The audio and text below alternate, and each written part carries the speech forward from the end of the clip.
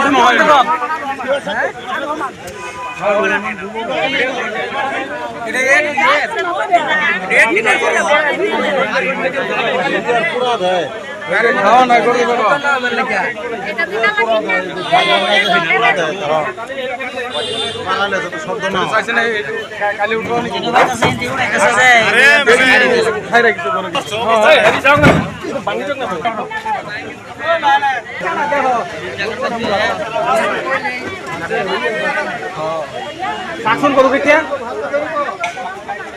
না একদিনের 6 মাস কাল হয়ে গেছে গরু। না না ঠিক আছে রে 6 মাসে গাড়ির মধ্যে কাল হয়ে গরু একদিনে কি গোবর এর তো জমা আর একটা ভুল তো ধরে কাটতে বার করে রে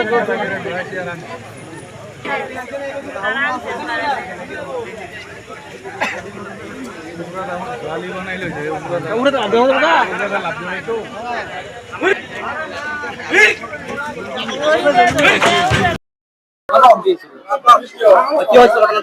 যোৱাকালি আমাৰ গাঁৱতে পহৰা মাৰি আছে আমাৰ গাঁৱৰ মানুহে দলে বলে ৩০-৩৫ জন মানুহে। আজি ৩-৪ মাহ ধৰি মানে গৰু চুৰি হৈ আছে, আমি ধৰিব পৰা নাই। গতিকে আমি গাঁৱৰ মানুহে দলে বলে আমি পহৰা মাৰি আছো। পহৰা মাৰি থাকোতে কালি গাড়ীটো ধৰা পৰিলে আৰু আমাৰ গাঁৱতে 3টা গৰু ধৰা পৰিছে।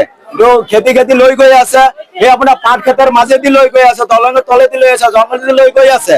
তাৰ পিছতে দৌৰাই ধৰিছো।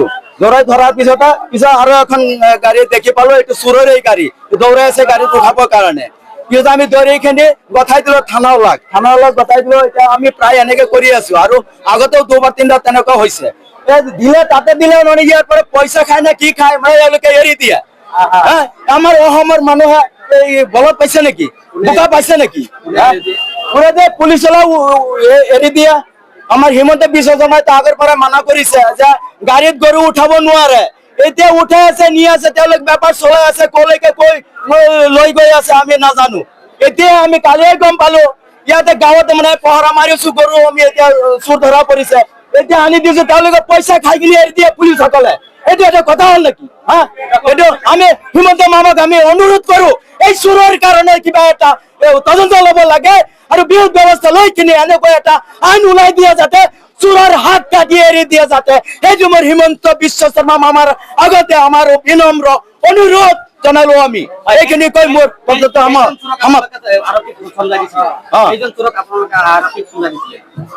আমি এতিয়াতো 2-3 জন মান মানে আহিছে। আগতে আমি 5খন গঠাই দিছিলো। এই গৰু সৈতে গাড়ীৰ সৈতে পিস্তল আছিলে, চাকু আছিলে, আমি গঠাই দিছো। আজি বেছি দিন হোৱা নাই, 15 দিন মান হৈছে তেনেকুৱা। আকৌ এনেকুৱা হৈছে। এনেকে আমি বাৰে বাৰে জাগি থাকি কিনি এই চুৰক পহৰা দি পেলাই আমি এনেকুৱা হাৰাশাস্তি হৈ আছো। আমি আমাৰ গাঁৱৰ মানুহে এইটো বুজি পাব লাগে, আমাৰ হিমন্ত বিশ্ব শৰ্মা মামাজী। এইখিনি মোৰ কথা কৈ মোৰ সমাপ্ত কৰিলো, মই আৰু বেছি ক'বলৈ নাযাওঁ।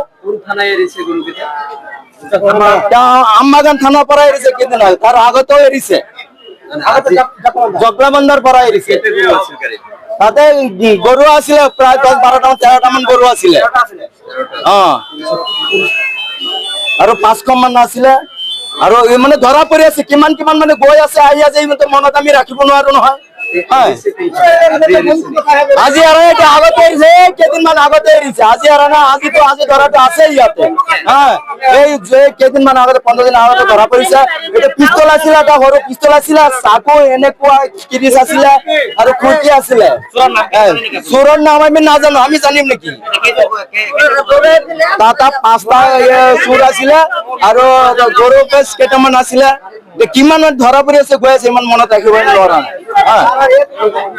গাঁৱত হেৰাইছে, আজি 15 দিন হৈছে, আজি প্ৰমাণ দিছো ছাৰহঁতক, ছাৰহঁতে এতিয়ালৈকে একো কৰা নাই, একশ্যন লোৱা নাই।